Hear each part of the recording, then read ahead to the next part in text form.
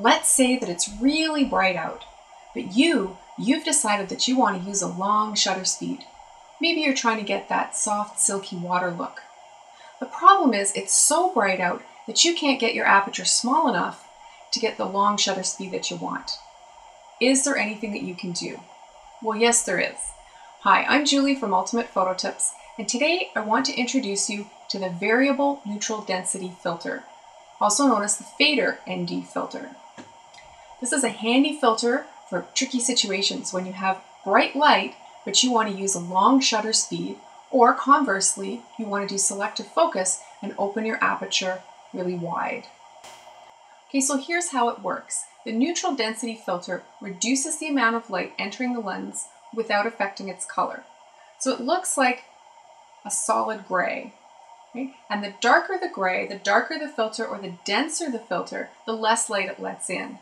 So you can get a one-stop ND filter that reduces the amount of light entering the lens by one stop. Or you get a two-stop ND that reduces the amount of light entering the lens by two stops. And so on up to 8 stops and beyond. Okay? Now, the variable ND filter is a flexible version of this filter that combines everything from a 1-stop all the way up to an 8-stop all in one filter.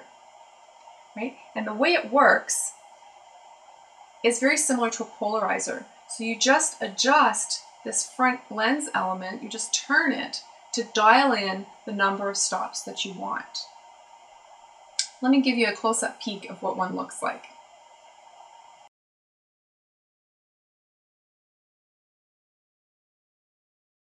So without this filter, if you want to blur motion, like in my example of creating the silky water, what you would do is choose the smallest possible aperture to let in the least amount of light, and then you would turn your ISO down as low as you could to make your sensor the least sensitive to light, and then your shutter speed would be determined by just how bright it is outside.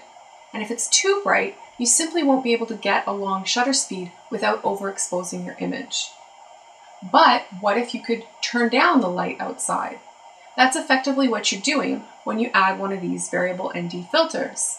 You then choose the shutter speed that you want to use and then just dial in the density into the filter until you get to the correct exposure.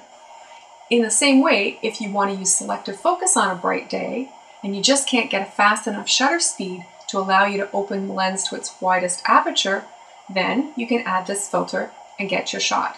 So now you can effectively break the law of reciprocity, which says that as you lengthen your shutter speed, you have to make a smaller aperture to compensate. With this filter, you can actually get control of both your shutter speed and your aperture and vary the amount of light using the density of the filter. It's like having your cake and eating it too.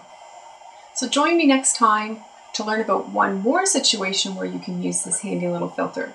And it might surprise you, it's for portrait photography. In the meantime, come on over to ultimatephototips.com for more great photography tips. Happy shooting, and I'll see you next time.